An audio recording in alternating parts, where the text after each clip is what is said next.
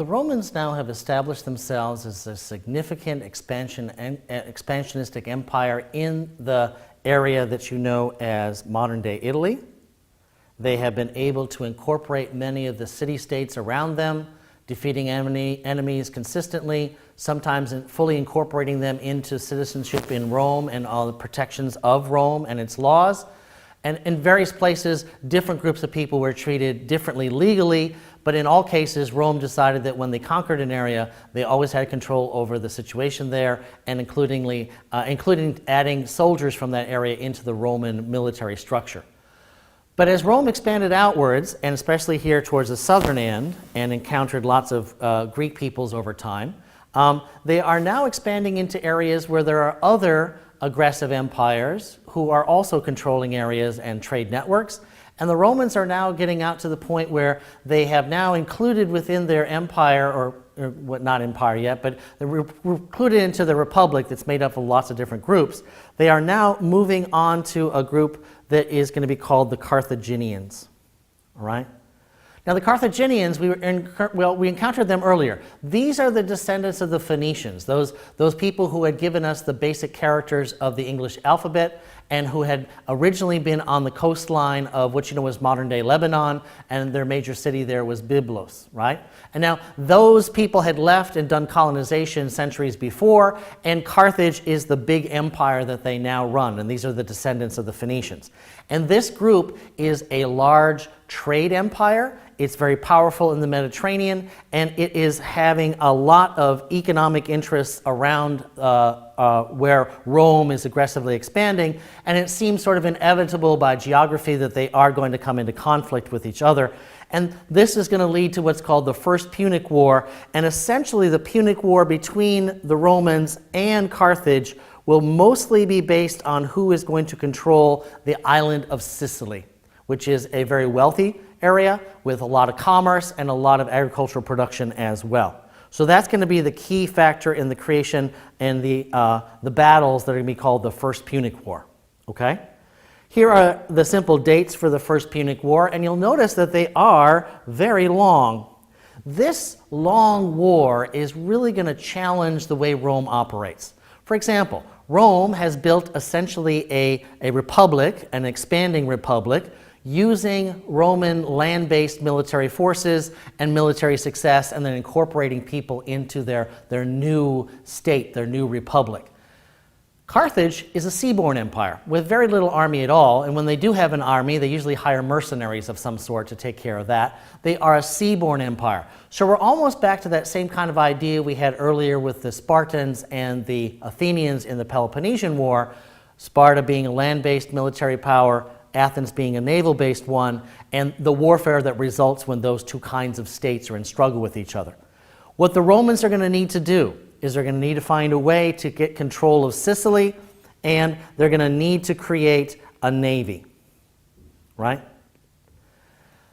They had to invest massive resources in training and in the construction of ships and the hierarchy and structure of the navy. This is something new to the Romans. Some of their first attempts at building a navy go very badly. There are a huge number of casualties within the conflict between the Romans and the Carthaginians. Many of these battles, both at sea and on land, are rather costly for everyone involved. But in essence, the Romans are able to go back into their networks of all the city-states and controlling areas they have, extract more military manpower, and send it to the front either as soldiers or sailors. And they are eventually able, after a very long war that has a very costly war that is, they are eventually able to take the island of Sicily and now reap the rewards of having a large area that is going to be divided up and used as a resource for the state. The ability of the Romans to take Sicily now and control it is going to have to return something in terms of loot or taxation to make up for the war. The island of Sicily then is going to be that first kind of Roman province. It's sort of like the first, call it a colony if you want, if we're going to kind of use some short language. A colony of Rome itself that's going to be used for the extraction of resources to pay back Rome for what they've done. But another thing is also happening here. Notice how long this war is. And remember, we raised the idea that a real Roman man was one who, from the elite class, who would be able to outfit himself and serve in the military for 10 years with distinction, and then go back and assume the powers of office back in their town or their region, and go through the steps of power. In this case, think of a war that lasts over 2 decades, and that is drawing huge resources out of Rome. And the state is committing more and more resources to the military success of this campaign, and they need to invest more and more time, energy, money, and people. So if you're looking at this from one sense, and this is a transition period that many historians of Western civilization and of Rome are intrigued to investigate a question that we're not sure have the right answer, but let's ask the question anyway. Is Rome becoming sort of addicted to imperialism?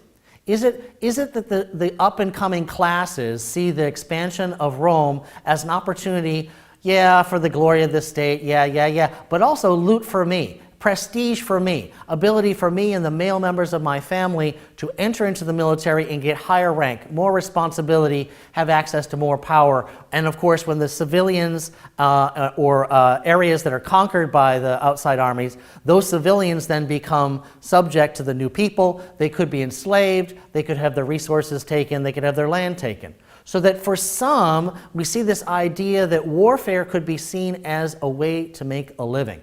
And if that's true, if you were a soldier in the First Punic War and you've devoted basically most of your entire adult life to service in the military, the outbreak of peace, no offense, could potentially be a real threat to you and your prestige. All right? Also, a key element to think about here is that the Roman army soldier used to be drawn from the small farming class. And if you've come from a small farming background where you had some stability with your family, but now through military means have gotten to the heights of great military glory and promotions, are you going to go from the glory and the loot of the battlefield back to your humble farm? Will you sort of do what Cincinnatus had done? Serve your state, save what you needed in the state, do your duty, and go back home? Or is that myth about to be tested? We'll see. Immediately after the First Punic War is over, there's some issues back and forth about the peace treaty and whether the Carthaginians fully paid the indemnity, the money they owed Rome for the war. And then what Rome does is it seizes the islands of Sardinia and Corsica and essentially are tempting the idea of another war.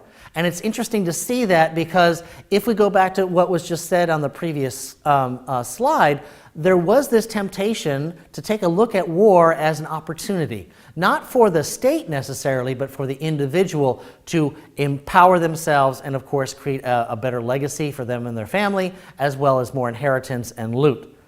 In this Second Punic War, there is going to be a very, very difficult situation for Rome. The Carthaginians had learned that the way they could defeat the Romans was on land. They were not going to be able to defeat them on the sea. They are now going to have to change strategies. If they want to survive, they see Rome as a direct threat to them. Rome keeps encroaching on their areas of control and their trade routes, and they know that there will probably be no peace between the Romans and the Carthaginians. So there will be a second Punic War between Rome and Carthage that will break out in 218. So the time of peace did not last particularly long, but the aggressive nature of Roman sort of expansionism, imperium or control, imperialism if we want to start to use that word, that is what the Carthaginians are seeing. They have no illusions. In the process, having lost control of many areas, they have expanded their empire where they can, including in and around Spain, and that's where they're going to start to recruit and train a massive army that will march along the shoreline of the Mediterranean Sea and actually invade Italy. This is the era when we know of the famous Carthaginian general. His name to us is called Hannibal. Hannibal will be the one who's going to put together this massive military power and exert it. He is going to take this large army, march into the peninsula of Italy, and spend many years going up and down, destroying multiple armies of the Romans, multiple city-states, multiple cities, I should say, in different parts of the Roman Republic, really straining and stressing the Roman resources. But even though he is able to march around, he's not able to have a definitive battle that will stop the Romans. Now, for the Romans, this is a time of dire, dire issues, and they're having a very difficult time maintaining themselves. And here is why. This is a bust of Hannibal. Hannibal had, in many ways, studied everything he needed to think about how he was going to try and defeat the Romans. And part of his strategy was to go straight to the Roman heartland. That was true. But the second part, and this is the part that will fail, he was counting on a significant number of the areas conquered and controlled by the Romans earlier of turning coat and joining him. In other words, he was hoping to go into the homeland of the Romans and break down some of the alliances that the individual regions had with each other, and many of them do not. So Hannibal's strategy is not going to work. He can, in many places, destroy lots and lots of farmland. He can destroy crops. He can, stir up slave rebellions and things like that, but he cannot actually defeat the Romans, and he is going to eventually fail. Okay? What happens is the Romans figure out that they're just going to have to go straight to the heartland. So they organize an army and they just sail right across and they go straight for the city of Carthage. Instead of trying to continue the battle inside of Italy or fighting along the edges, they decide to take all their military resources, and in a battle called Zama in 202, the Romans are able to defeat the Carthaginians just outside the city of Carthage. And this is going to now be the removal of the last significant empire in the Mediterranean that could have stopped the Romans. Roman expansionism is now going to be relatively unchecked. There are still lots of people on the edges of the Roman Empire who are not particularly friends of Rome, but are also not large-scale military organized states. So as long as they do not combine, Rome is relatively safe. Now, one thing that had happened is during the Punic Wars, some of the Greek city-states of what you know as modern-day Greece and of Asia Minor, modern-day Turkey, they had in many ways started participating in the war against Rome. And much like we had seen earlier with the Persian Empire, once the Romans recognize that their enemy, the Carthaginians, have some alliances and friends, they're eventually going to spread so that the Romans in the next wave of expansionism will take over much of Greece and into the area of what you know as Asia Minor or Turkey. There is a final Punic War in the next century. It lasts very short. It's only about 3 years. By this point, Carthage has been reduced down to just kind of a city-state with a trade network, but really no military resources. It defies Rome, and the Roman army comes in and destroys it. And not only destroys it, razed it. And what we mean by that is absolute destruction. Totally knocked down the city and destroyed it. And you'll see that the city that once was the greatest challenge of the greatest empire to the Romans has now, through 3 wars, been reduced down to essentially an archaeological site. Be sure to take a look through your work inside the different books that you're accessing to get an understanding of the Punic Wars. And then, of course, the sample questions will also assist you in understanding this key area of Roman development.